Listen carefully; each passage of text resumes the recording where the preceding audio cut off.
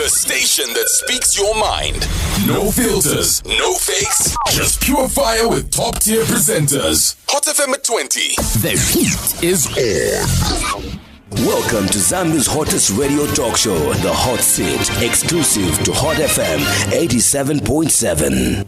Good morning and welcome to Tuesday's edition of your favorite talk show, The Hot Seat. My name is Chisha Mwambe and I am your host. This morning we're featuring Minister of Youth, Sports and Arts, Mr. Elvis Nkandu. Welcome to The Hot Seat, sir. Thank you very much, Chisha, and good morning, listeners. Thank you so much for joining us. Now, we're also live on Kwitu FM 93.3, also live on Kanele FM on 97.7 in Lundazi, also live on the Hot FM Zambia Facebook page. Feel free to leave a comment, and during the course of the show, we'll throw it to our guest. So, Minister, how has 2025 been so far? Yeah, so far so good. We can't complain. I think we have a lot of things to do for our people, especially the young people. In this case, obviously, we are talking about the young people. So, indeed, we have a lot of things to share with our young people. And also, as we always say, that we do not have the monopoly of wisdom. Obviously, we'll be getting also some, as we get feedback, we are also getting ideas from our young people, taking into account that they are so energetic, very creative, and also very innovative. So obviously, you cannot afford not to get some ideas from them so that we move together. So you handle youth, sports, and arts. Indeed. Do you find yourself dealing with one of those more than the other, or have you given each of those the equal attention that it needs? I think we've given equal attention to all the three departments. When it comes to the youth, I'm sure you've seen how we have really helped in terms of job creation. When you go to sport, you're also able to see how we are performing as a country in terms of sport. Obviously, when you go to arts, it's the same thing. There are a lot that we have done so far. We talk about implementation of some of the good policies that we had launched. So I think we have given equal attention to each and every department. Okay. Now, there's been concerns over the loan repayment, the loan repayment rates among youths that acquired loans under your ministry. What is the current situation with that? Yeah, indeed. First, sometimes people would want to stretch this ministry to do what they're not supposed to do. First and foremost, it is important that first we understand the mandate of this ministry.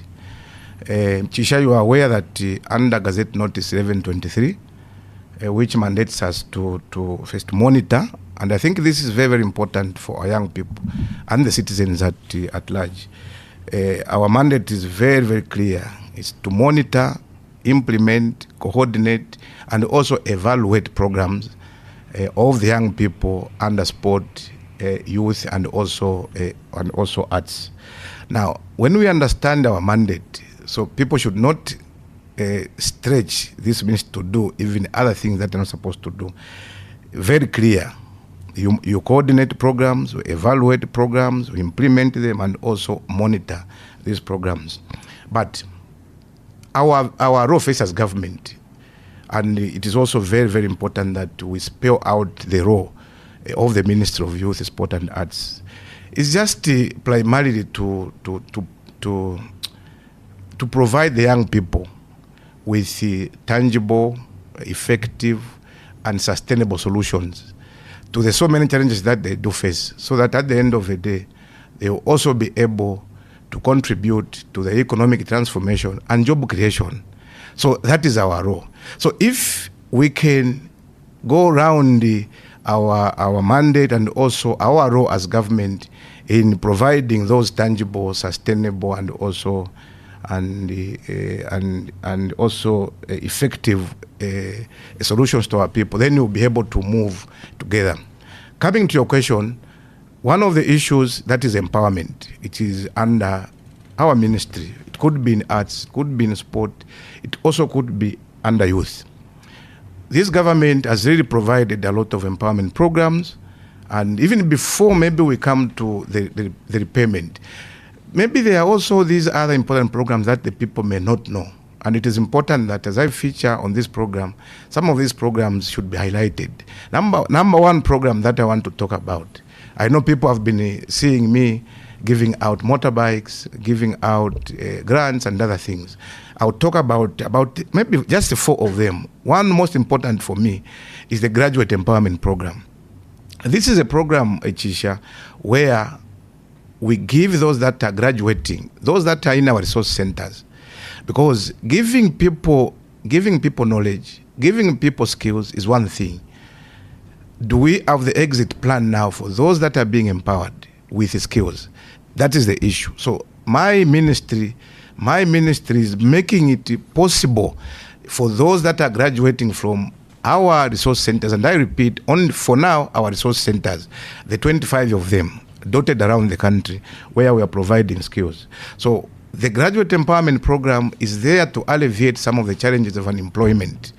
What do I mean? For instance, if someone has been trained as a designer, that is design, cutting and tailoring, or a tailor in short, a tailor, the equipment that particular individual may use is a sewing machine. So why should we now take that particular individual and also join the unemployed youths, a queue of the unemployed youths? Instead, we can only just give that equipment to that individual so that he or she go and establish him or herself, so that him or her can also help us alleviate the unemployment levels by also employing maybe 1 or 2. So I think for me, that is the most important program that we have started undertaking, and we want now to make sure that it becomes very big, so that those and everyone who are graduating, from as they graduate there and then, they're given the equipment. Those plumbers, what equipment do they need? You know what they need. Those who have done metal fabrication, what do they need?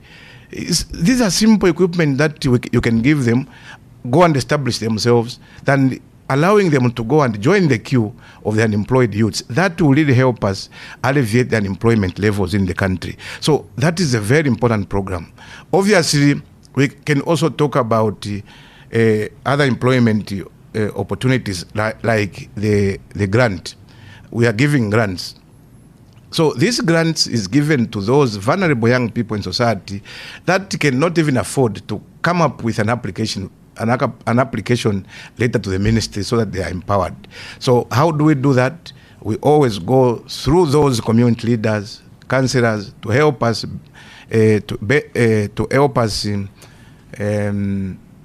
identify beneficiaries so that the ministry can empower them.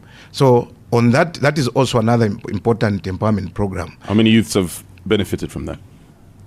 Last year we had about between 7,000 to 9,000 youths benefited, and we are targeting another 23,000 this year, so that a lot of the young people will be empowered. I think you've seen me traversing this country. I think I was in Western Province, where all the constituencies in Western Province were empowered. I was in Southern Province, where all the constituencies were empowered. I am now heading to Muchinga Province, where all the constituencies will also be empowered through the program that we are calling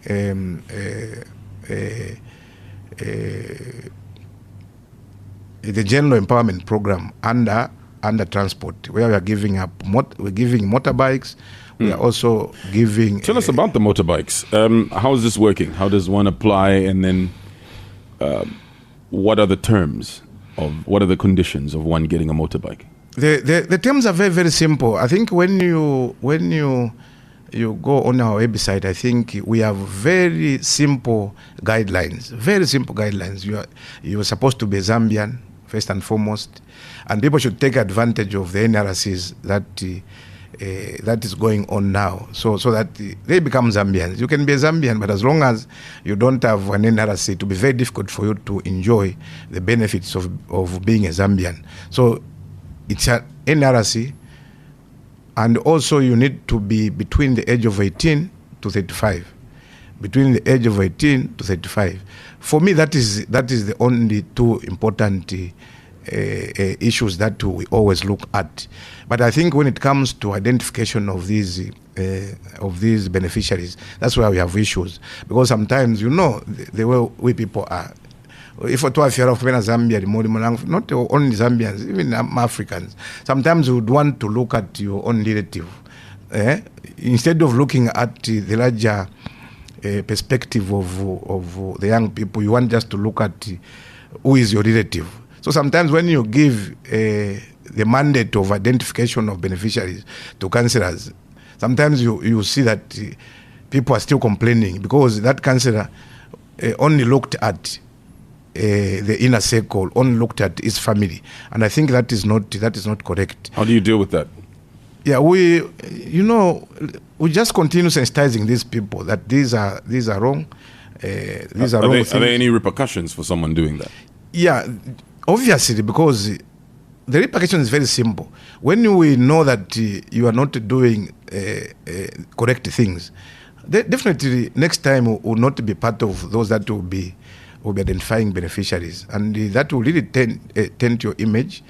And even the people that you are saving will be able to say, no, I think this is the wrong person. Has that happened before, where someone who was used to identify people chose family members or friends, and then this was identified, and then they were yanked out of the system? We've seen that happen because when you hear complaints from the young people in that particular locality, then you'll be able to understand, oh, this is what really happened. So obviously, what do you do?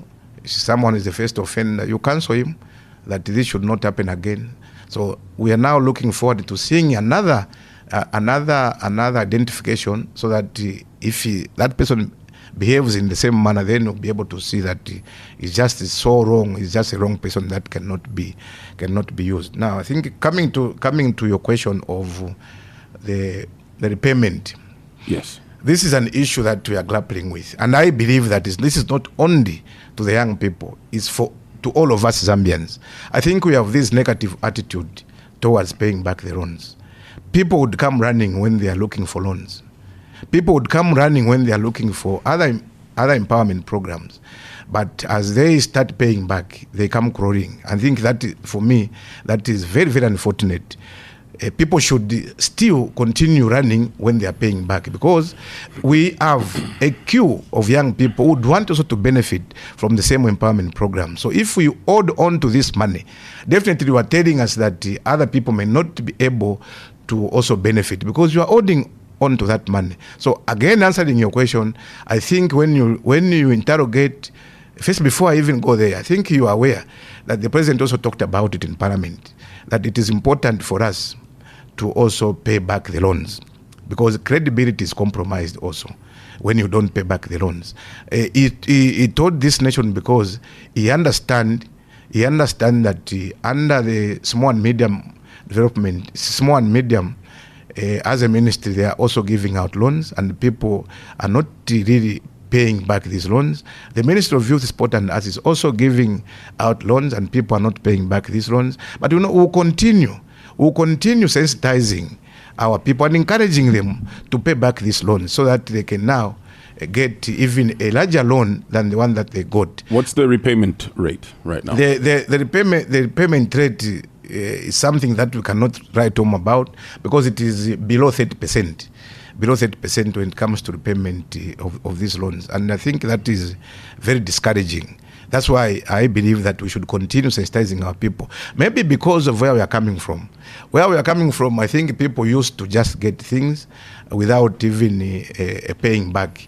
They were used to get these handouts, and we just need to continue sensitizing so that the mindset is changed. Does the ministry do its due diligence when it's dealing with these individuals? Do you make sure that you're giving money to someone who's able to pay back, or it's just for you to tick boxes of we've given this much money to the youth? But are you doing that due diligence to make sure that we're giving money to people who actually will pay back, and they actually have a track record of paying back money, or it's just dishing out money to people? This ministry, first and foremost, has got only its presence at the provincial level. We have not yet gone to the district and also to the constituencies.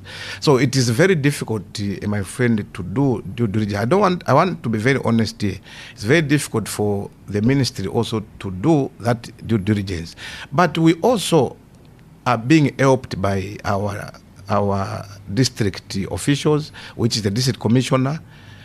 We are also being helped with, as I said, the councillors, and also because community development and social services has its presence in all the districts. So these are the people that we use to help us identify these beneficiaries. So our take is that when these are identified, those community leaders, starting from community development, councillors, the district commissioner, members of parliament, are able to give us the people that they have done due diligence on. So I think for me, it is done. But as I said, even when the elderly people are getting loans from the banks, there is due diligence which is done. But look at the percentage of the repayment is very poor. So it's not about doing due diligence. It's about the mindset of our people that when you get a loan, you don't want to pay. And hence my emphasis that there is need for us to continue encouraging, sensitizing our people so that they continue getting these loans with a view of paying back that loan so that other people can also benefit from that same empowerment program. Are you going to offer relief to some of these people who've gotten loans and are unable to pay back? Because some of the youth will point at, it's very difficult to do business. I put my money into this business, it didn't work, so I'm not able to pay back the loan. Are you looking at some cases where you can give them some sort of relief where you forgive? Yeah, obviously I will not make a general statement here that we are going to make that relief available, because some people now will be very lazy. Even those that would want to pay will think that, no, I think government has given a relief. And that is to some extent, that is laziness. People, when you get a loan, I think you got that loan in view that you are going to pay back. So everyone should just pay back. But we're going to look at case by case.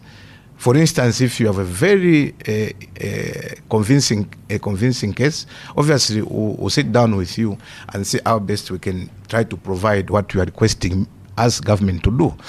So it's case by case. We cannot just plainly say, yes, we are going to do such reliefs. No. The issue is, what did you invest in? What made you not to? Remember that we had a waste drought in our living memory. So some people obviously could have also been affected. So those are the issues that I said are going to look case by case so that we understand what really made that particular individual not to pay back the loan. Okay. How's the arts industry faring right now? How's it faring now? What are some of the things that people in that sector, what are they bringing to the table, and how are you helping them, basically make a proper living from that? Yeah, I think for me, the arts industry has started growing. But first, we need to understand where we are coming from. This is a sector which had no guide or guidelines. Even themselves used to tell me that this is a sector that we are not doing very well because there were no guidelines that could guide them on how to go about it. And also there was no political will attached to this industry. So these are the things that we've been working on. Number one, first, this government has provided a tax relief. If you want to bring in your equipment, you want to bring in music equipment, for instance, film equipment, it's now zero rated. So those are issues that would want our colleagues in the arts industry to benefit from, because we know that some of the equipment are very expensive. When they want to clear them, they were so very expensive. So as government, we listened to the artists, and the government had provided such reliefs so that we can grow this industry. I think you are aware that the arts industry is just providing to the GDP about 0.04% of our GDP, which is very, very little. So we would want to grow it, and apart from that political will, What we have done also is also to provide the guidance. I'm sure you are aware that I think some few months ago, we also launched the film policy. We also launched the arts policy, something that was not there before. In the history of this country, we've never had the arts policy. So the arts policy has been given with its implementation plan. So I think we are now ready to go in growing this industry. So I think something is being done. Now let's get to sports, which we can say has been quite successful in recent times. The under-17 national women's team qualified to the FIFA World Cup, while the under-20 men's national team is in Egypt for the AFCON. You must be happy with some of the things that you've seen recently, right? Indeed. If I'll be lying to you, Chisha, if I say that I'm not happy. Very happy minister that indeed sport have really grown. And we can speak to a lot of things that we've achieved so far, because a lot of people, when we're talking about sport, what comes to their mind is football. But I think this government has gone beyond only sponsoring football. You are aware that we have even grown the pace of our budget. We have also provided some incentives to our athletes. We have really motivated these athletes because we know that the sport in itself, for us, we are not looking at it as just a mere entertainment. We are motivated by two factors. One, this is something that can help us alleviate the unemployment levels.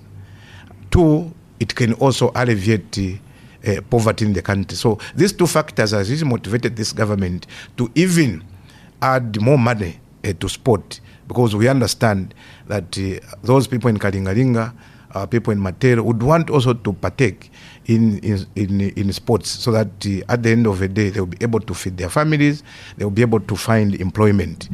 A very practical example, when we came into office in 2021, I'm very much aware that we found the medal bracket, it was just about ranging between 40 to 50 medals per year. So in 2021, that's what we found. Come 2022, because of the political will, because of the increment in terms of the budget, and because of the motivation of our athletes, we jumped from 50 Echisha to 310 medals. And that is a huge jump from 50 medals to 310 medals.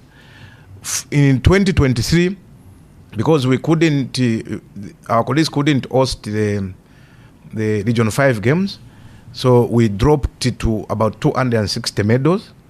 And 2024, we again went back to more than 310 medals. And who knows, 2025 will be a very good year, because we have also Region 5 games and other games, so we can even go beyond the 310 medals. So for me, that is very important. And people need also to understand that when we are talking about the 310 medals, football maybe can only give us less than 10. If I'm not mistaken, I have with me the director of sport. About 10 medals that you can get from football. All these medals are coming from especially boxing, and also from swimming, from athletics, from mixed martial arts, from draft, something that was not even there, from pool. You are aware, Chisha, that we were even African champions in pool, something that was not there before 2021. We were also champions in draft. That boy, 18-year-old.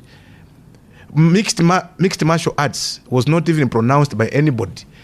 This is where we got, at an international level, we got a bronze and also a silver in mixed martial arts.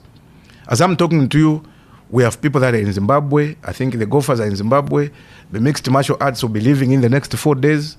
They will also be competing at the international level. There is a lot that is being done when it comes to sport, not only football.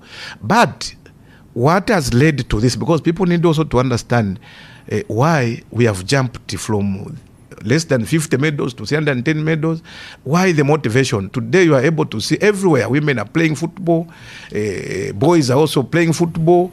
Everyone is doing at least doing something. Now, when we came into office, we had the women national team quite right. But what happened? These women were treated with only a 50 kwacha for transport when they come back from wherever they had gone. A 50 kwacha, or you go home. It was not so attractive. When we came in office in 2021, when the president announced, and I think we need also to understand why this motivation, because the president had announced that there will be no minor sport in this country. So everyone was motivated. Everyone thought that, and this is what is happening, that there will be money that will be allocated to each and every sport. When you pronounce that there will be no minor sport, it means you are going to equitably share resources, which was not happening before. So now coming to the issue of the footballers, are those resources being shared equitably though?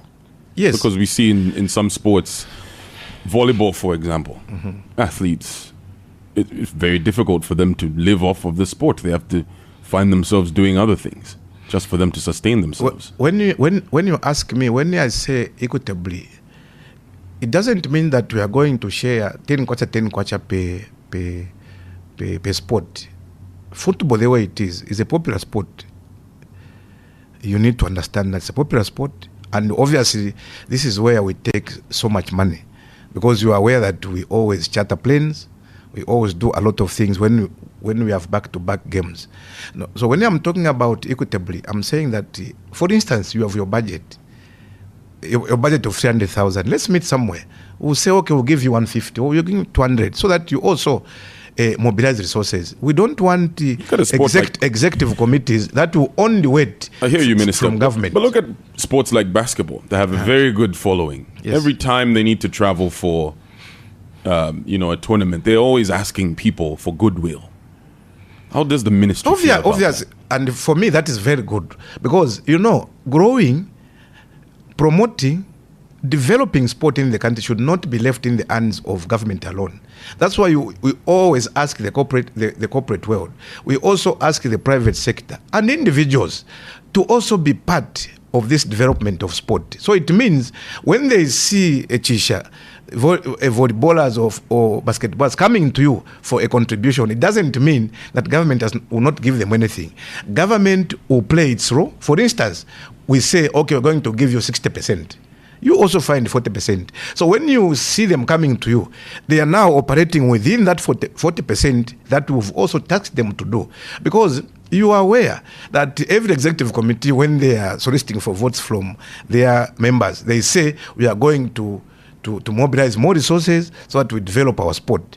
So people should not be lazy by only waiting for government to fund any sport 100%. But is the government doing enough? Yes, government is doing enough. This is what I'm saying. Because even those that you've mentioned, talk about volleyballers. When they are going out, we give them resources. We buy them tickets. Sometimes when we don't have the resources, we provide a bus, we provide fuel, they go to Botswana. Like I've given you an example that we have golfers now who are in Botswana right now. Government provided what? We provided the bus, we provided fuel, the driver, allowances for the driver, and other things. So obviously them also had to come in, at least with a small percentage of their contribution. Ask the netballers. Whenever the netballers are going out, we provide. We provide something. Ask about I'm just talking about the martial arts now, who will be living in 4 days. And they have about, 14 members who are living? We need to provide the tickets for them so that they go and compete. But so in short, every discipline, even I think Andibo, Oki, they are also, we have provided. So in short, no one would come here and lie that we went to participate or compete in a certain event without any government assistance. That would not be true. So this is what we are doing to them. But as usual, they want us to fund them 100%. There are also other federations that would attract more money than even their budget, but they will still come to us. They will still come to us that because government has pronounced itself that they are going to do ABCD. So even when they have the money, they will still come to us. But it's fine. It's fine because I think for us, we cannot again leave development of football to the private. I mean, you are the Ministry of Sports, so they will definitely come to you. Yes, that's what I'm saying. So, but then also under your watch, we've seen situations like, with athletes where people like Muzala Samukonga, who won a major medal, we'll say, complaining about not receiving payments. Yes. This happened under your watch. Yes. And you've spoken glowingly about, how many medals you've been able to mint as a country and as a ministry. But then we have such situations where people complain about not being paid. My friend Chisha, this is the government that will not hide anything under the carpet. If people complain, we're going to agree with you that they did complain, and they're still complaining. Now, maybe let me revert you back to where I started from so that we answer this issue. The issue is, I said that we are motivating these athletes because they used to give them, for instance, a 50 kwacha for transport to go home when they are coming from wherever they went. Now, when we came in 2021, when the president pronounced that there's no minor sport, the president also pronounced himself that this government is going to equate the allowances of both men and women, both girls and boys. What do I mean? For instance, our men footballers we found them getting $2,500 per win when they win an international game. And the women were just being given 50 kwacha. So when we came in, we said, no, the president has pronounced that we need to equate. So even the women, when they win just one game, it's $5,000. It means from the $2,500 that we are getting men, we had now to increase it to $5,000 per game. For the women also, because there was a 50 kwacha for transport, it is now $5,000 per person when they win a particular game. Now, that does not mean that we should not have issues. Issues could be there, and where the issues are, let me give the practical example that you've given. Mzala complained. Yes, sometimes our boys would come from, for instance, they were at Africa Games. When they arrived at Africa Games, what happens is, first people need to give a report. When you give a report to the ministry, then the ministry will be able now to generate a request to the Minister of Finance. So that is not a one-day thing. So first we get a report. How many people were there? How did they perform? Who did what? Who was a bronze medal? Who has a gold medal? And who has a silver? It's from that now we can generate a request from the Minister of Finance. Now, as we await the answer now from the Minister of Finance by giving us money, obviously our footballers or other athletes would be able to say the money has taken long. But the minister has already requested. And especially last year, I made the statement that this drought that has hit us, it will not spare anybody. Whether you are an athlete or not, everyone will be affected because our budgets were cut by 30%. I think you are aware that all ministries' budget were cut by 30%.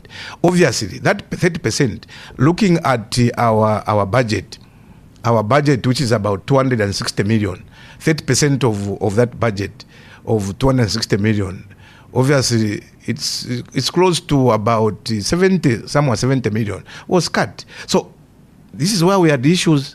Even the footballers, Zambia national team, were not paid because we had that cut. But we told them that this is just temporal. Each and every one of you will be paid. So as we are speaking, Muzala complained, and he has been paid. Everything has been paid. Others have been paid. And we have continued paying. Even those that went to Africa Games, some of them, we still have some people that we are still paying. Because we had that cut of 30%. Otherwise, it was not that we just didn't want to pay them. So complaints will continue coming. I think what is important is the government resolve to pay these people. Government will never steal money from anybody.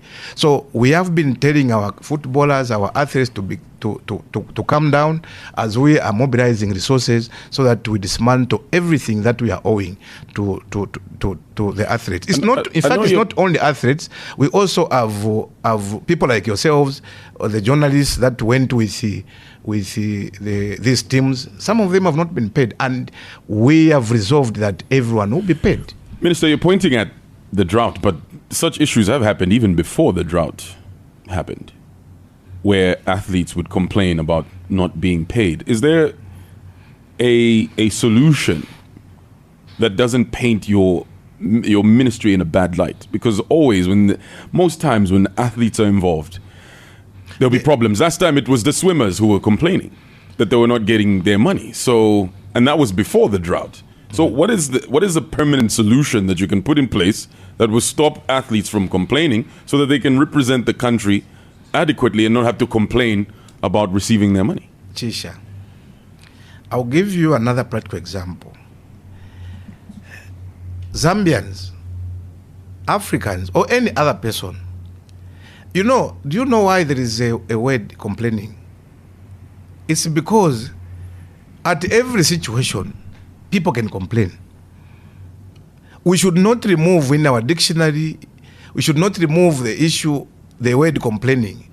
Until this word is removed, then people will stop complaining. But as long as there is a word called complaint, there is a word called complaining, people continue complaining. Even when you've done everything within your powers, people will still complain. People can even complain on something that is positive. Do you know that? Something that is positive, someone will turn it into a negative thing. So complaints will continue being there. Now, when you are looking for solutions will also be there. But before I come to solutions, you also tell these athletes that when they are paid, the best they could do is to come to you, Chisha, or to go to other media platforms and say government has paid. You only see them when they are complaining. I've never seen anyone come to you and say, no, Chisha, that issue has been resolved. We have been paid. Nothing.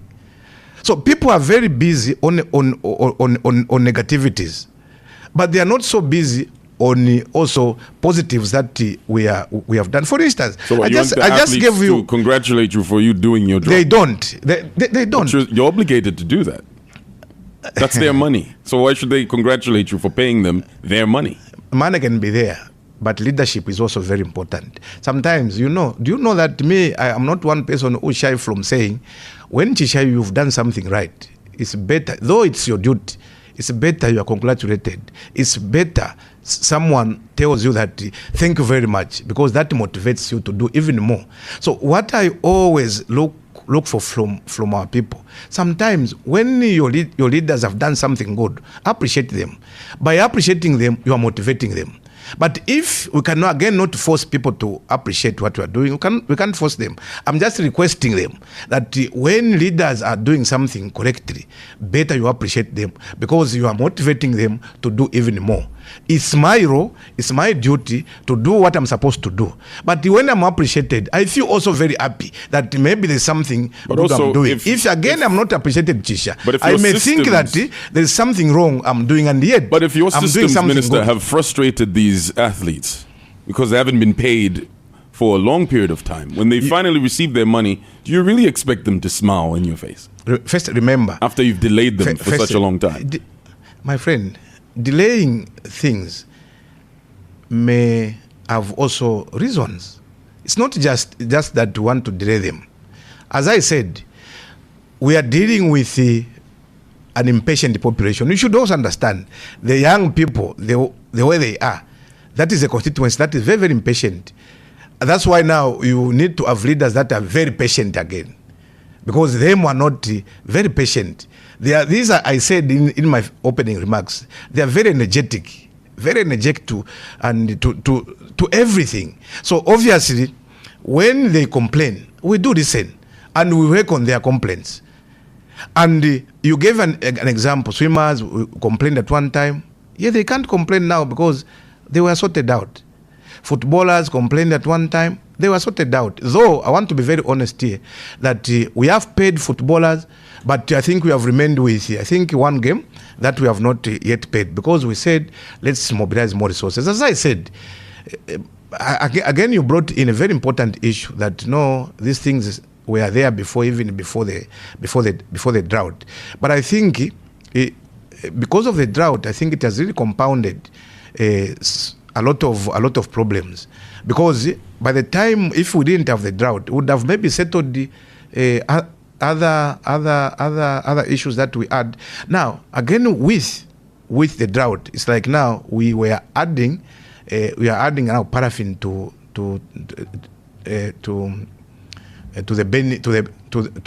the burning bush, for instance. So obviously we are going to make sure that these issues are sorted out. But I think we need also, as you said, we need to be so proactive in the way we are managing these young people. As I said, they are impatient, but we are very patient as leaders. And whatever issues that may be there, your government, through you, Chisha, we are going to make sure that we handle these issues, and we are also going to make sure that everyone is sorted out. But that does not mean that no one will complain in the future that we have not been paid. Because again, not being paid has two folds. For us, we have procedures that we do follow. You can come back from wherever you've gone to for instance, you've gone to play football. When you arrive in the country, you want to be paid there and then. For us, it's different. Can you make that a possibility? That's what I was asking about systems. Where can you create a new system where athletes, after they get paid, they can come home and get their money without waiting for such a long time? So that you get rid of this thing of, because you're saying the population is impatient. Yes. So if you know that, how about have a system that makes it possible for them to get their money and they don't have to wait? You need also to encourage me and the young people that we need to be very patient. We should start from that. As we are also looking at best ways of sorting out these issues, you should also encourage us to be patient as leaders. You should also encourage our athletes to be patient, because, for instance, they play on Saturday, they win, and this is a back-to-back. They are coming with a charter. The following day, Sunday, they are in the country. So people should report what really happened there before any payment is given. And when do they report? Maybe they may report on Monday or Tuesday. After that report, then obviously those that are responsible, they are going to generate a request from the Minister of Finance. You don't again expect, Chisha, that when you generate a request from the Minister of Finance, there and then, one day, they will be paid. Now, they will now be looking at where do they get the money to pay, because money is not always available. You need to understand that. Ministry of Youth, Sport and Arts is not the only ministry that requests for money. There are a lot of requests that comes from different ministries, from different sectors. So obviously you don't just expect, because Nkandu is the Minister of Youth and Sport, because he has the impatient youths, then everything that comes to the Ministry of Finance is a priority before anything. No, there are also other priorities. So obviously there could be this time, maybe even a month before people are paid. We could even go a month before people are paid. Minister, we have a message. There is need for these young people to just understand that there are procedures. There's a message here for you, Minister. Yes. From Humphrey Nyirenda. He's posted a comment on our Facebook page where we are live. He says, Honorable Minister, we as Paris team have not been paid our allowances for representing the country. He's complaining about this has been going on. They've been pushing for their money for the last 10 months. Now, how much patience are you expecting from athletes? Listen. That's a very long time, almost a year, and no payments, Minister. Humphrey Nyirenda is coming from judo, isn't it? Is the general secretary? Or he's a former coach? He's a former coach. Humphrey Nyirenda, I'm told he's even going at Diamond TV to talk about these things. And I'm happy that he has posted that message. And I know that he's following us.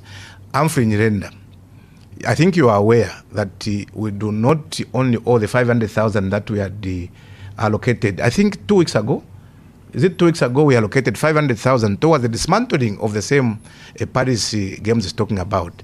So, some of them some of them have been paid. You are aware that I think we had about 1 million or 800,000 plus that we are owing for the Paris Games. And we just 2 weeks ago allocated 500,000 towards dismantling of the same. So, Mr. Nyirenda, as I was asking you and encouraging you to become, we have started dismantling that money for the Paris Games. The 500,000 have been given to other people. Maybe was not one of those who were lucky to be part of that list, but I believe that we are very soon. We are also. When will everyone get paid? Yes, this is what I'm saying. That very soon, because we just allocated 500,000, so we are also mobilizing more resources so that what's the total bill? I'm not so sure about the total bill, but I'm sure it could be between 700,000 and 800,000. So since we had mobilized 500,000, need to be sure that even the 300,000. If someone has been waiting for money for 10 months, you saying they'll get paid soon is not good enough. What's a clear timeline when these people that were part of the Paris team will all get their money? It's been 10 months now. They're pushing for this payment. I just said that last year was a very bad year for all of us. I said that 30% of our budget was cut so that we go and sort out the issues of drought. So it means the money that we were supposed to pay them was not there. So now, this year, we have a budget. And I believe and I know that there is no additional budget to pay the 30% that was cut. So what I'm saying is that this minister is now mobilizing resources. Wherever we are going to get these resources, wherever we got the 500,000, we are also going to get another 300,000 so that we can now give everyone. The bottom line is our budget was cut. Maybe if it wasn't cut, we wouldn't have been talking about what we are talking about now. So, but Humphrey, we know that you've really waited, and your government is making everything possible that you are paid so that this issue could be closed. That I can assure you. It seems the issue of non-payments is not only with athletes, even with football, coaches' payments on salaries. We'd like to get your position. Is the government up to date with payments of player allowances, coaches' salaries? There's a sentiment that players are owed a lot of money. Same goes for coaches. When we say athletes, for me, that includes officials. Because even the one that we are discussing, Humphrey, who wrote that message, is not an athlete.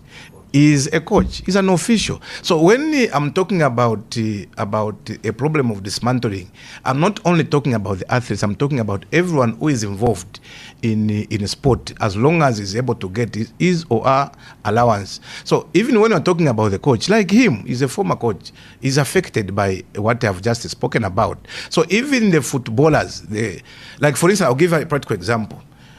Nola, who is coaching our women, was introduced to me in December when the budget has already been made and submitted, that we should also help FAS to pay that coach.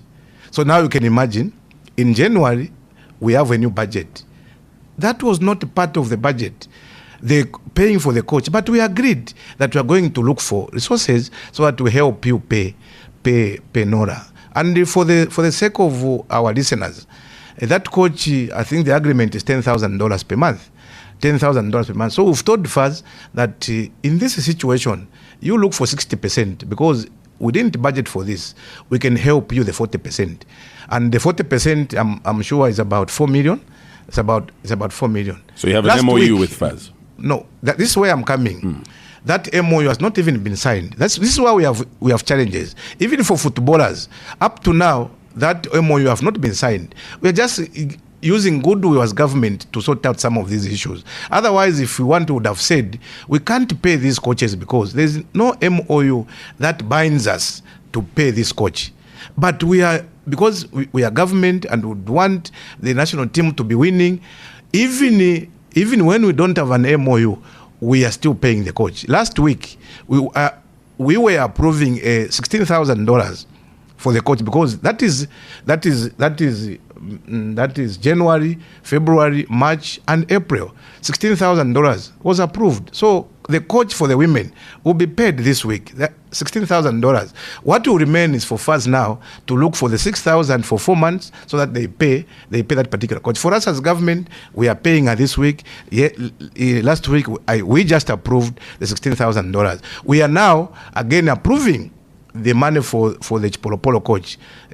Coach grant. So I think we've been playing our role. Remember also that we found some areas, we found also Congolese that they first didn't pay a coach to a tune of $120,000, if I'm not mistaken. Government has paid something. We are not there. But because we didn't want FIFA to start again sanctioning us, that you didn't do this, we have paid. There was no, again, agreement that binded us to pay the $120,000 to that particular coach.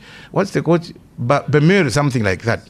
We have cleared. So whatever we are asked, Chisha, we have been doing everything possible to help these federations. But as I said, those that would appreciate, let them appreciate. Those that would want to cover their eyes, let them also do that. But I think this government, what we have posted, the growth, the results that we have posted is because of this government's desire to grow the sport, to develop sport, because we have a mandate to promote, develop, and also grow this sport. That's why we are doing all what we can to make sure that everyone get their own fair share. Even those that have not yet gotten their money, I want to assure you through Chisha, through this program, that everyone will be paid.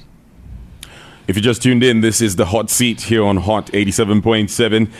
Our guest is Honorable Elvis Nkandu. He's the Minister of Youth, Sport and Arts. Now, Minister, before we open up the phone lines, I'd like to get your position. You're a minister responsible for sports. What are your expectations from the upcoming FAS AGM slated for the 9th of May, which will be held in Kawe? How do you think it will shape the future of Zambian football? We know it was meant to happen in Livingston, but then there was that court issue. And then we had a warning from FIFA that if we don't have this happen within 21 days, then there could be some serious repercussions for that. Thank you very much. And in fact, before you open the lines, I want also to thank and also appreciate our young people, the under-17 girls, the under-20 boys, the under-17 boys, for qualifying to their respective World Cups. This is happening, and I'm happy, very excited. It's happening in New Dawn. It's happening under the stewardship of the President of the Republic of Zambia, Mr. Hakainde Hichilema. Our girls qualified to the World Cup. It's in this government. Our under-17 have done the same. Both sexes, male, female, they have done us proud, and we want to congratulate them for their hard work. Hard work pays. Hard work pays. So thank you very much. This is why we are saying we are very, very grateful to these athletes. Regardless of some of the challenges that they are facing, they have been there for us to help us grow this sport in our country. Coming to the first issue, first, I was very saddened, Chisha. I was also in Livingston. In fact, I was even addressing the police of how best to provide security. Then I received a message that there's an injunction. There and then I couldn't even tell the police that this is what has happened. We just went ahead and say whatever we wanted to discuss. So after, that's when the General Secretary also called me that, Honorable Minister, there's an injunction restraining us from having these issues. So we tried by all means to remove that injunction, because government was also cited. On the reasons, we don't know why we were cited also as part of that issue of the injunction. So yes, let's forget about that. That happened. But I made also some. I also made something that could help us sort out that particular issue by meeting all the stakeholders. I met all the stakeholders apart from President Kamanga, who was not there in that meeting. We also gave ourselves, Chisha. This is now very unfortunate. We gave ourselves 21 days. That, okay, now that this has happened and the injunction is not there, we give ourselves 21 days. But our colleagues, as always, they said no. for us, we are going to wait for FIFA. Yes, no. Why can't we always seek to look for local solutions to our local problems? So 21 days we gave ourselves and everything was in place. Following day, we heard that no, FAS couldn't go by what we had agreed, so we wait for FIFA. So we waited for FIFA. What did FIFA say? Same thing, 21 days. So would have just written to FIFA and said, after that disappointment, we have agreed that in 21 days we should have this, because it is even written in their constitution that after 21 days you can have elections. And FIFA also cited the same article that you need to go for election for 21 days. But I think that has happened, and now we have an elective AGM on the 9th of May. All I want to say is that people who are not ready, they should just stay away. We don't want other issues. We don't want injunctions. FIFA has been very good to us. And for the first time, FIFA engaged government. People need also to know that the government was very engaged in this issue. Very engaged. So even when they were pronouncing the 21 days, we also knew, because someone gave us a blind copy of that letter that this is what FIFA has done. So for me, I want to thank FIFA for being very magnanimous in the way that they have resolved this issue. That's number one. Number two, those that are standing, those that would want to put another injunction, government will never tolerate that. We are now going to invoke our National Sports Council of Zambia Act that will make some people being banned for being inimical to the aspirations of the Zambian people, in this case, the soccer fans and everyone.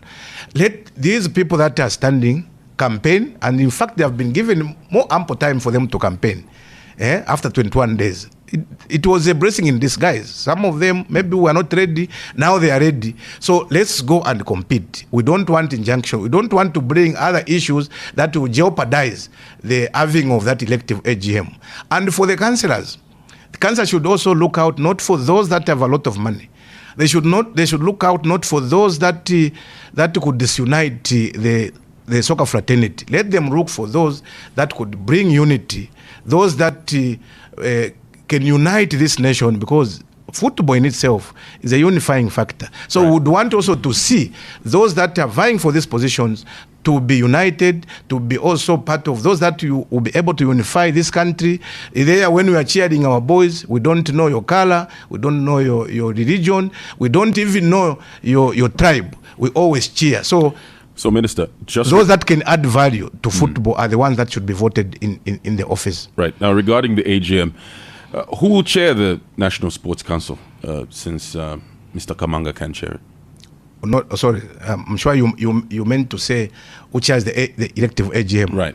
Yeah, obviously for us as government, we are on firm ground that the term of office for Andrew Kamanga-led executive committee expired on the 28th of February. So for us, there's no executive committee that we can talk about. We have only allowed their secretariat to operate, and we don't have problems. Football is going on, everything is going on smoothly, run by the secretariat. After all, some of us officials, this is not executive. We don't have executive powers. We only go there on a part time. So everything is done by the secretariat, and the secretariat is in constant touch with the National Sports Council of Zambia. So who chairs the meeting? Who chairs the meeting? Obviously, we have the secretariat that will be able to chair that meeting. In the event that there's no executive committee, we have the secretariat obviously chaired by, and also by the general secretary. So obviously the general secretary will be able to chair. If need be, if they can also agree in that particular meeting that one of them in there can chair the meeting, we don't have a problem. For us, as long as it's not the executive committee that expired on the 28th of February, we don't have issues, and we have maintained that. So everyone will be going there as a councillor, everyone will go there as a participant, everyone will go there as a candidate. We don't have issues. After all, we don't choose people to work with. We can only choose friends that we want to play with, not those that we want to work with. So whosoever we made victorious is our person as government. We're going to work closely and make sure that we grow football together. All right. Well, let's pick up some calls now. 0974-870-877. If you have a question or comment directed to the Minister of Youth, Sports and Arts, Honorable Elvis Nkandu, feel free to give us a call now. We'd love to hear from you. You're listening to the Hot Seat on Hot FM 87.7. It's time for you to call now and get involved. Call now and get involved. All right, it's the Hot Seat here on Hot 87.7. We'd love to hear from you. Give us a call and, fire your question or your contribution. Hello, good morning. Hello, good morning. Good morning. What's your name? Okay, this is the president of City of Papati, President Lucy. President of what? City of Papati. The president of City of Papati. Yes, President Lucy. Yes. Honorable, good morning. Good morning. How are you, President? I'm okay. What's your contribution? Okay, one question. I've got some two questions. And the first one is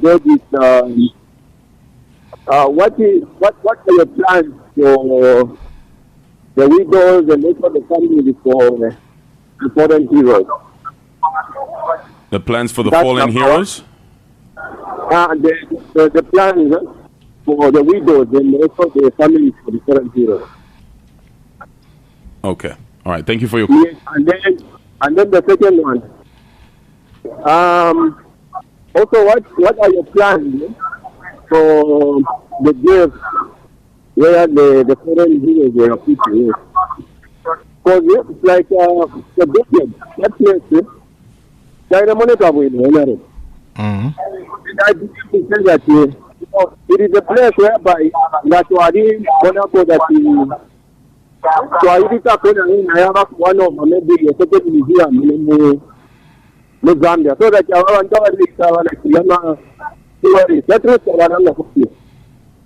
so now, I want to Yakumoneka Wino, I want to for Manutana.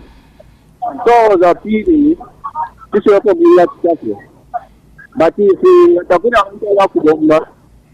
me and my group and my team, not a player, you can get my number. You walk back once a month. Okay, thank you for your call. Speak up another call here. Keep your question brief, kindly asking. Hello, good morning. Francis Mumbempika is calling you from Lusaka town. Good morning to you, Honorable Minister. How are you this morning? I'm very much all right, Francis. How are you today? No, we are fine, and you are one of those ministers I love so much because I think you're doing a very good job. You're very sober, and you're very firm and fair with the way you handle issues concerning the ministry. I think keep up with the good work. We encourage you for the good work you're doing. I love the way you're doing your work. Thank you very much. Yes, and good morning to you, Chwaka, there in the studio. Good morning to you. Thank you. Quickly, Minister, I wanted to find out, in terms of the infrastructure, the Hero Stadium, when is it likely to be ready for use? We are missing the stadium in the games here in Lusaka. And then too, on the infrastructure itself, Minister, I want to suggest, I've suggested this before, but now since you are there, direct as Minister, the way that stadium can be maintained, you can bring the corporate world to help you. For example, you pick a stand. Look at the way the stadium is. You know, the cream color that is there, white. It looks so dirty. Now, paint the Lebu Wanawasa Stadium and Hero Stadium in colors of the national flag. And by doing that, you say the orange stand, find the company to maintain the orange stand. The red stand, if it is a bank, find if it is Atlas Mara, which uses red or Absa, let them maintain that area where whether the seats are damaged or the painting that needs to be done. Even on the roofing on the Euro Stadium, if you look at the roofing roofing looks so dirty simply because the way it is. If you paint them in Zambian colors, orange, red, green, whatever, just that roof alone, the stands that a company is being told to look after, at the end of the day, they'll maintain Francis, it. Please conclude your point. Please conclude your point. To help the government. So for me, I think if something of that sort could be done and we maintain our stadiums, that would be good enough. Otherwise, keep up the good work. That is what I have to say for the day. Involve the corporate world. Thank you very much. Thank you for your call. 0974-870-877. What's your question or contribution? Hello, good morning. Good morning. Morning. What's your name? So my name's Engineer Chimba. Engineer Chimba. Yes, sir. Please go ahead, sir. Yes, sir. I just have 5 questions that should be addressed to the Honorable Minister. Good morning, Honorable. Good morning, Engineer. Engineer, 5 questions might be a little too much. They'll be quick and short. Okay. I can ascertain that. All right. Okay. So the first question possibly is, what are the primary causes of the current tensions between FAS and FIFA, and how can they be addressed? That's the first question. The second one would be, how can FAS work towards regaining FIFA's trust and support? The third one would be, what steps can be taken to stabilize the football fraternity in Zambia and promote a more harmonious relationship between FAS and its stakeholders? I think in the preamble of Honorable Minister, he mentioned to say soccer is actually one of the unifying, of course, factor when it comes to peace in the nation.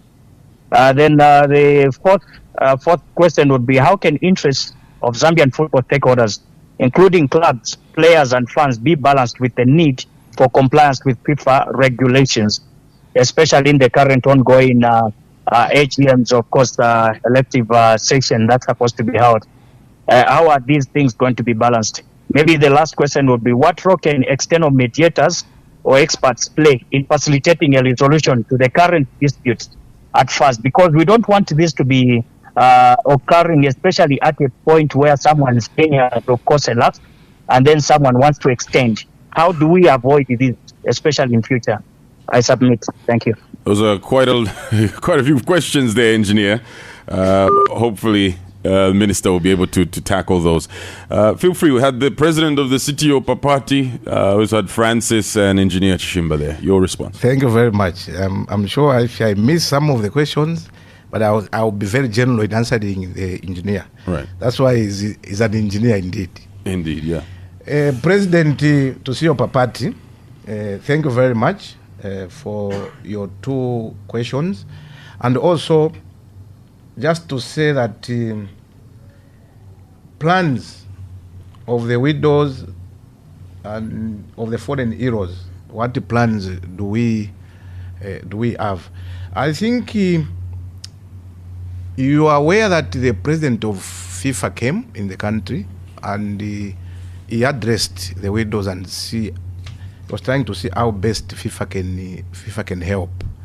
So I think plans are underway to make sure that FIFA really helps these widows of our fallen heroes.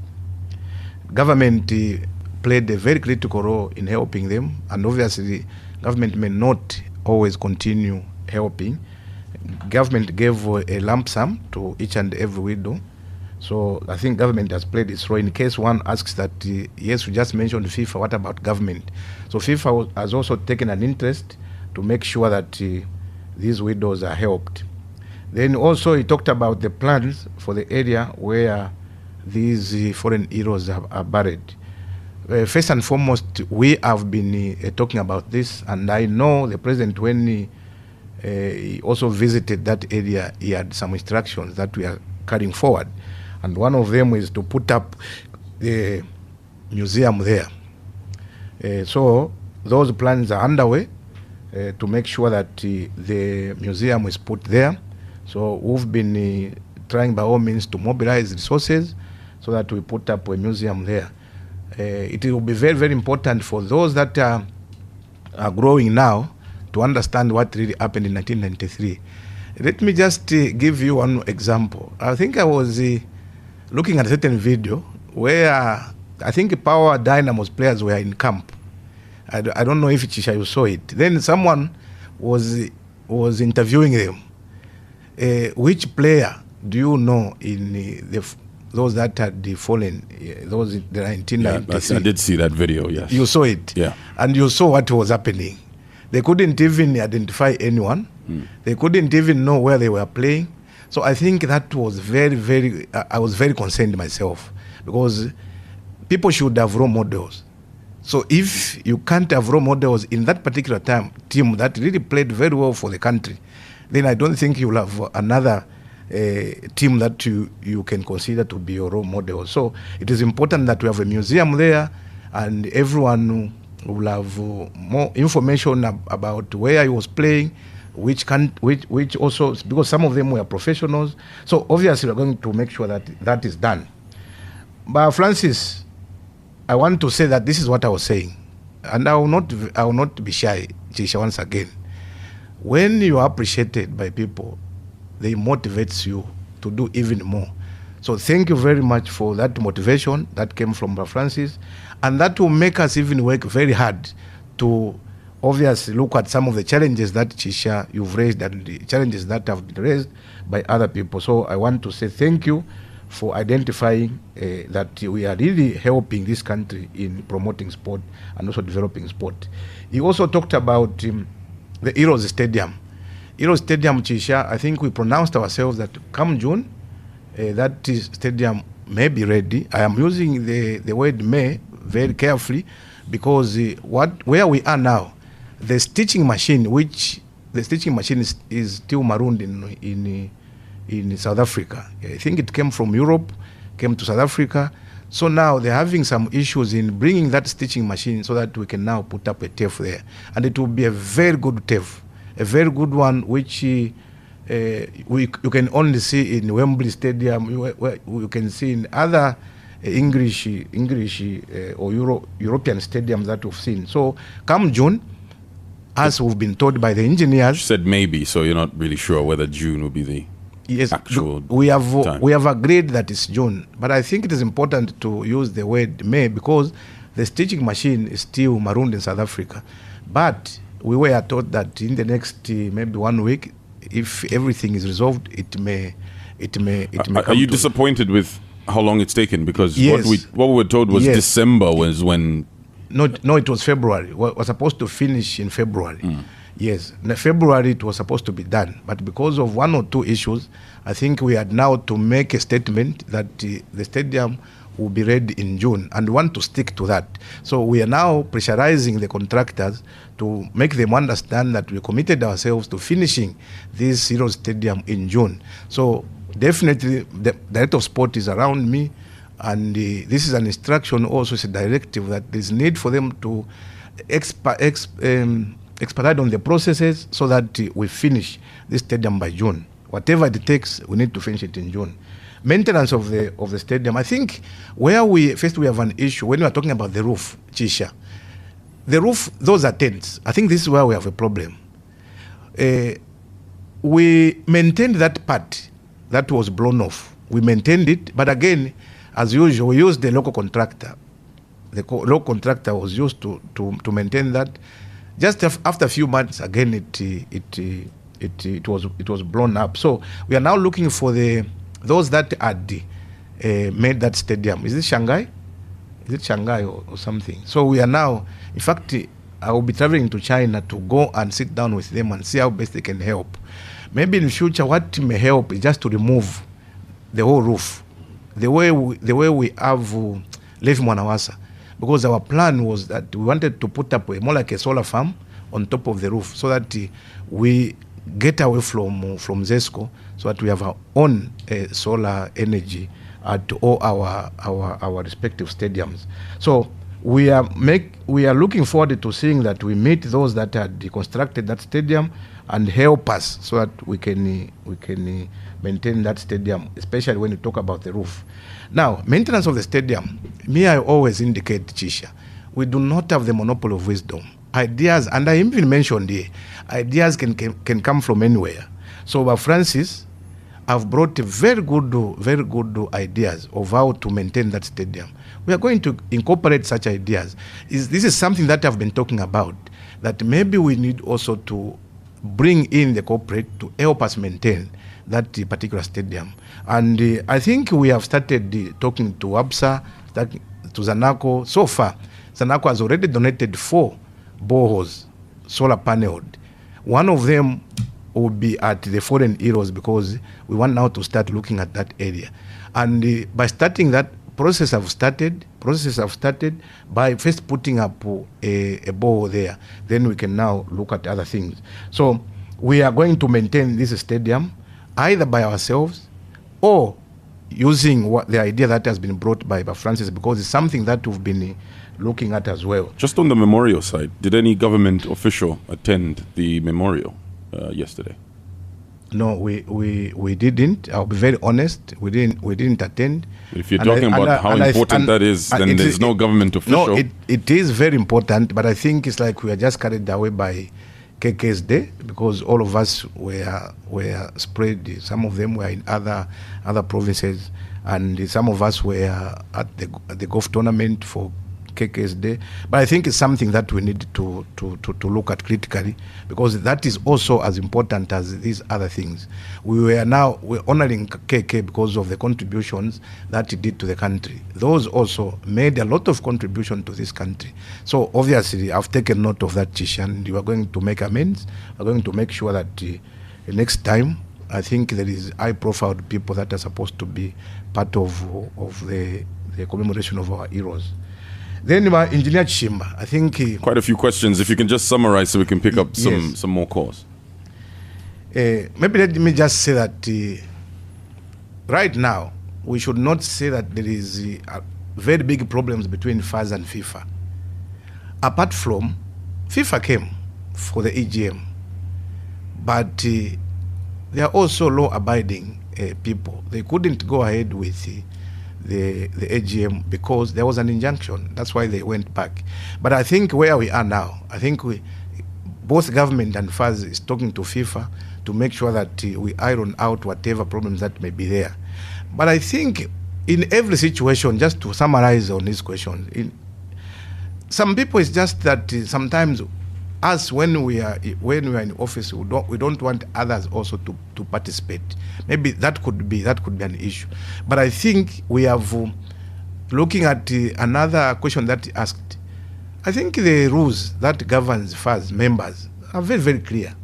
If people can just follow what is written in their own constitutions, for instance, you're supposed to have elections on the 28th of February. After 4 years, 28th February, your term expires. If you follow that, you will have no problems. You will have no problems. You don't need to go and ask for extension. For what? What haven't you done? And if you haven't done that, what you would have done is you knew that by 28th February, our mandate is expiring. You would have started earlier preparing for that election. A practical example. What if it's us in office, like UPND, for instance? We know that on the 13 August, we're going for elections. Then when the 12th of August comes, time for elections, when we say, no, we are going to the United Nations so that they give us an extra month so that we have elections after 1 month. People of Zambia may not agree with us. In fact, I should not even say may. They will not agree. They shall not agree with us because we knew that the 12th August is our election date. So we would have started preparing the electoral process, everything, and the 12th August was supposed to be a day of voting. This is where we differed. Some people thought that we were trying to fight people. For us, we have restored the rule of law. Not one sector should go against such. They knew that on the 28th of February, their term will end.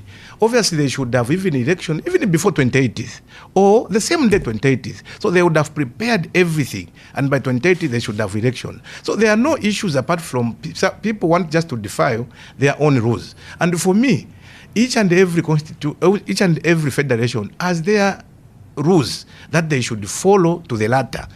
And once they start following their own rules to the latter, these problems will not even be there. Just to summarize what Engineer Chimba said. So my clarion call to all federations and to the leaders who are managing these federations, let them follow their own rules that they have created for themselves. They should not be running to international bodies. Remember that before you go to an international body, when you just form an organization, government will first accept your federation, and before you go to an international organization, in fact, it's the government that facilitates for you to go and affiliate yourselves to international bodies. So what we are looking for is people need to be very honest. People need to also have regards for authority, because at the end of the day, what are you alluding to with all of that?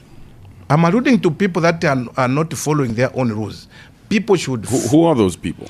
Like in this case, the FAS itself, you are aware that they were supposed to have elections on the 28th of February. What did they say? No, we are asking FIFA to allow us to extend for another month. Surely, really, you don't have your own statutes, you don't have your own rules. Your own rules here are saying 28th February, you should vacate. Then you Didn't they put forward valid reasons as to why they wanted to do that? I've just given you an example. Chisha, answer this question. Here is the European government. 12th August was supposed to go for elections.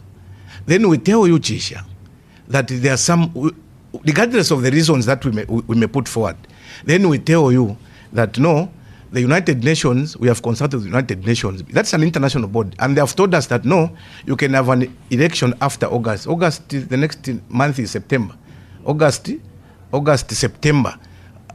Another month. Are you going to agree as Zambians that no, because you had given us very good reasons, we can't go for elections? It will be very problematic. But you calling out a president of an association, of a sports association in this manner, does it then justify what some people say, that there is a sort of rift between the Football Association and the Ministry of Sports? Yeah, obviously, those insinuations will be there, especially when I'm trying to be very objective. Me, I will continue being objective. If you've done something good, Chisha, I will say thank you very much and I will appreciate you. But when you want to go against your own rules that you've made for yourselves, then you need to understand that you are not the only person who is participating in such an activity. There are also other people. What about those who would want to participate? So would want to say no, because we want to have a very good relationship, then we forgo the rules that manages your organizations. So for me, if people insinuate that the minister is trying to interfere, I can only interfere when people want to defile their own rules. Remember, people have deposited their constitution to the National Sports Council of Zambia. So we look at what they have deposited. But if you interfere, doesn't that cause a problem with FIFA? Whoever goes against your own rules, that is not interference, my friend. If you do interfere, if you find yourself in the mix of all of that as government, that always causes a problem. FIFA then starts to look at it as there seems to be some serious tension here that needs to be sorted out. Do you know that government is a major stakeholder? Government is a major stakeholder in football. Why? 100% finance comes from government. Those boys you see from Europe to come to Zambia, it's government who gives them air tickets. Government will always give them allowances. It gives them accommodation. It gives them transport. Everything is done by government. So you think government will just be watching? This is the taxpayers' money. And taxpayers' money, even those that want to also contribute to the growth of football, want to stand, are also part of the Zambian people. So you should also look at that. Don't just look at Mr. Nkandu. Look at the office. You've also been accused of having a preferred candidate. What do you say to that? Yes, obviously, where you trying to be objective, you say you don't go beyond the 28th. What do you expect from the other camp? No, they want to flaunt someone. The government has said, and I'm happy that I said from my preamble, I said that you can only choose. You can only choose someone to play with. You can't choose someone to work with. Do you have a preferred candidate, Minister? No, we don't. This is where I'm coming. We don't have a preferred candidate as government. And these are the issues. I listened to a certain program where some pastor was saying, no, government would want to flaunt someone that they can share money with because the FIFA is sending a lot of money, about $1.5 million to construct a football multi-sports facility in Chongwe. So the government would want to have someone that they can share. Surely, 1.5 million government. How much are we spending on football? How much are we spending on a lot? So that is not an issue. The issue is, in every situation, people can insinuate. In every situation, depending on which side you are. Remember, me, I'm one person who has been cited that I want Kalushawalia back. Remember those issues? I said, because in Chapo Selekwa Mano, that was just someone who was trying to, I don't know what he was trying to do. Fiaf Mapopo, it came to Kashala. No, government is fronting Kashala because it's coming from the Zambezi, something, I don't know. Because by then, Keith Mwemba was not even in the picture. Keith Mwemba came at the last minute that he wants to stand. Change again that the government on Nkandu is supporting Keith Mwemba. My friend, we don't support anybody. We support, as I said, those that can add value to football, those that can unite this country through football, those that will be accountable, those that can bring everyone on board, because football is loved by almost everyone. So for me, when we say that, some people may misinterpret that Honorable Nkandu doesn't want Kamanga. If I don't want Kamanga, ask the director of sport. I've given 100% support. If I disliked him, I wouldn't have been giving the 100% support that I've given. But then also you're criticizing him on a public platform, on a national platform. Where? Right here. What have I done? We've said we've spent the last 5 to 10 minutes talking criticizing about some of the things that have been done with the Football Association. This is where you people are getting it all wrong. You need to be clear, Minister, because even some of the comments we're receiving, listen. like someone like Rogers here who's saying the minister clearly has issues with Mr. Kamanga. Did FIFA tell Kamanga to continue serving as president of FAS until elections are held? This is where, no, he was not told such. That was a question from Rogers. That he was not told such. One thing that you need to understand is that when we are talking about the Football Association of Zambia, when we are talking about the government of the Republic of Zambia, the things that come into mind to a lot of people is President Daka in the Hichilema when we are talking about government, because he aids the government. So when we are talking about FAS, a lot of you people may think that we are talking about Kamanga. Sure, we are together here. But he's the president. This whole time he's been the president of Football Association. I've not mentioned Kamanga, that Kamanga is bad, Kamanga is that. I said FAS. FAS is not only Kamanga. FAS had an executive committee headed by Andrew Kamanga. So when I said FAS, it was not... But if someone were to criticize the Ministry of Sports, they would think they're also criticizing the Minister of Sports. Yes. Right. So if you then... You saying that sounds like semantics, where you're now... This is what you think. This is what you may think. So what's the clear position? When people are criticizing the Minister of Youth and Sport, it's all of us, not only me as minister. We have National Sports Council of Zambia, we have the permanent secretaries, we have directors. So when someone is criticizing the Minister of Youth and Sport and Arts, he's criticizing all of us. It's not criticizing only the minister. People should understand. But it's headed by someone. When I'm forget about there's heading. A leadership that's there. Forget about the heading. You can conclude whatever you want to conclude, but the fact is, I've told you, and I've given a practical example, that the FAS was supposed to have elections before or on the 28th of February. So, since they didn't do that, their term expired. There was no executive committee to talk about, but we were working with the secretariat. So, even I've given another example. We don't want a situation where we make a precedence, where we say we are not red Zambians. On the 12th of August, we can't go for elections. We are now calling up the United Nations to extend our term of office to another month. We can't do that because we have our own rules. I think you've exhausted that point. I just want to throw this in here because we need to close. There's a message that we've received here. It says the 2023 Africa Netball Cup was won by Zambia. And the people they've been waiting for their payments for over 2 years. We're talking about 10 months with the Paris team, but now with netball, it's 2 years. What's the position from the ministry on that? And this is not the only message.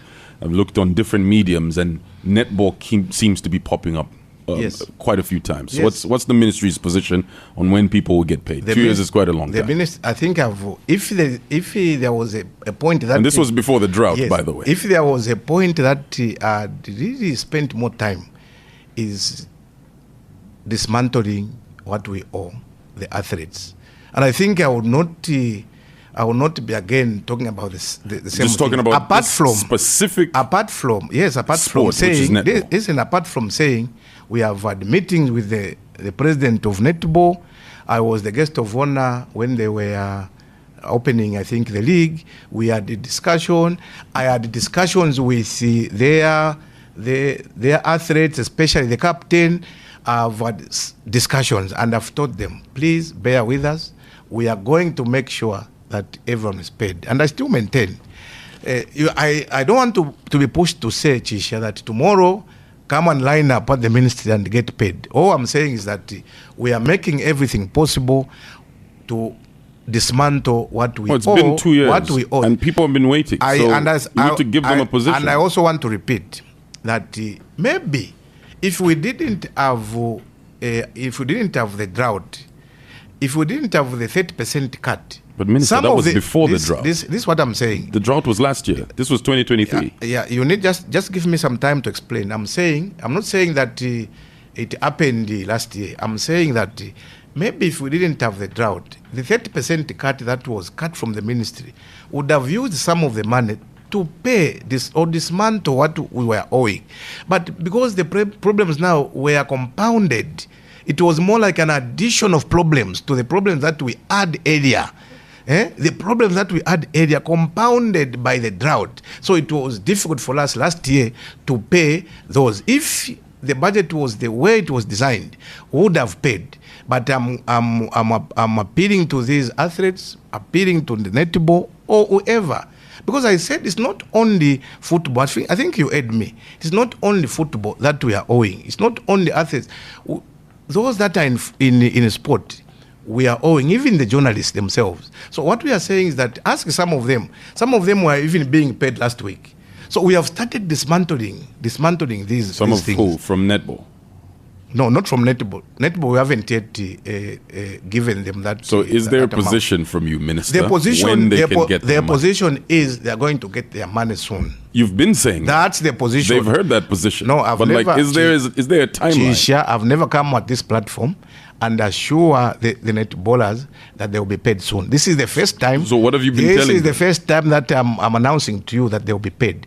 Their captains came to my office and I sympathized with them. And I told their captains that please bear with us. We are making frantic efforts to make sure that all of you are paid. And they understood. But as usual, people would want to concentrate on the negative part of everything. They are at liberty to do that. But I think Well, it's difficult to find anything positive after not being paid after 2 years. No, there's a lot of positivities that people. What's the positivity there? One thing that you need to understand: people have been exposed in this government. People have been exposed. People have gone to all these countries. People have gone. There's a lot that we've done. The only part now, maybe let's say this: how did they stay wherever they went? It was paid for by government. How did they found themselves there? We bought air tickets for them. So apart from the allowance, remember that there was transport that government had funded. There was also accommodation that government funded. There was also food that government had provided. So we provide. Aside from salaries. Yes, apart from not salaries. These are allowances. Allowances. Apart from the salaries, let them also say government provided transport, government provided accommodation. But they have not been paid in 2 years, Minister. Yes, that I've agreed. Yes. The netballers have not been paid. So when you say soon, when is soon? I'm not even saying that they have been paid. I'm very categorical, Minister, Chisha. I've asked a simple question. And when I've also will the netballers expect to start getting paid? I don't want to say, remember, this your minister here, Chisha, is not the Minister of Finance. We also request But you're money. the Minister of Sports. Yes. So what's the Ministry of Finance saying? The Minister of Sport will request money from the Minister of Finance. What's the Ministry of Finance So saying? I don't want to play a role of a Minister of Finance, because the Minister of Finance will be able to tell me that Elvis, your money will be ready tomorrow. Then I will make a statement that tomorrow we are paying. Okay. Now, in the event that I'm also requesting money from the Minister of Finance, I have requested money from the Minister of Finance. Until that is done, then they will be able to get their money. So for me, I'm very proud that people are able to raise these issues. It is important because this government would not want to do anything that is not practical. We want to see to it that whatever we've promised our people, allowances and other things are paid. But I want also to apologize to these athletes that it has taken long. It has taken long for them to get their money, but it's not our making, Chisha. We are making frantic efforts to make sure So that it's the everyone Ministry of is paid. Finance's No, problem. don't put the Ministry of Finance on spotlight. I told you. You've put them on the spotlight. I just said. You said you're we waiting for them to tell you. We request, yes. And I told you that this is not the only ministry that looks for money. all the other sectors, Ministry of Agriculture, you are aware that people who are expecting now to get to be bought their maize. So obviously there is also another priority there where Minister of Finance should now give money to the Minister of Agriculture to buy maize. There are also other priority areas. We want to have medicine in hospitals, and I'm happy to say that we are now at more than 80% of the medicine in our hospitals. For me, that is important. Those are priorities. Okay. You are aware that we are putting up more roads and before other we have things. a conversation about health now, I think we can end here. Minister, thank you so much for joining us today. Thank you very much. You. You are very much welcome, and thank you, listeners. I want also to thank those that have participated in asking questions, those that have written messages. This is how we should proceed. We need to get feedback from you people. We will not shy away from meeting you either on these platforms, on TVs and any other, so that we get feedback, on how we are managing the affairs of your country. Thank you so much for joining us today. Thank you so much. All right, our guest today has been the Minister of Youth, Sports and Arts, Honorable Elvis Nkandu. Thank you so much for listening to the Hot Seat, Tuesday's edition. I've been your host, Chisha Mwambe. Look out for Thursday's edition with my colleague, Peter Zulu. We've been live on Hot FM, also on the Hot FM Zambia Facebook page. We've been live on Kwitu FM 93.3 and also on Kanele FM 97.7 in Lundazi. Thank you so much for listening, and stay tuned to Hot 87.7. The station that speaks your mind. No filters, no fakes, just pure fire with top tier presenters. Hot FM at 20. The heat is on.